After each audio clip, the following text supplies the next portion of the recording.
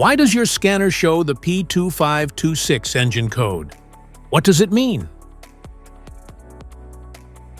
P2526 is a diagnostic trouble code for vacuum reservoir pressure sensor circuit range or performance. The P2526 engine code indicates your vehicle's engine control unit, EECU or PCM, has detected that the vacuum pressure in the reservoir is not functioning or reading within expected parameters.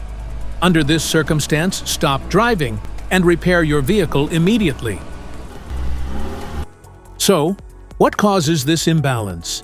Here are the most common culprits. This error can be caused by these possible faults in your vehicle.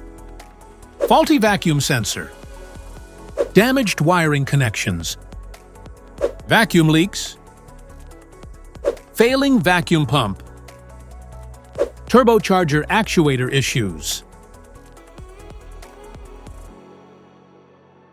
Each DTC code corresponds to a specific issue in your vehicle. This error code occurs in any OBD2-equipped vehicle, especially in those manufactured since 1996, and it is commonly found in vehicles like Ford, Mercedes-Benz, and Chevrolet.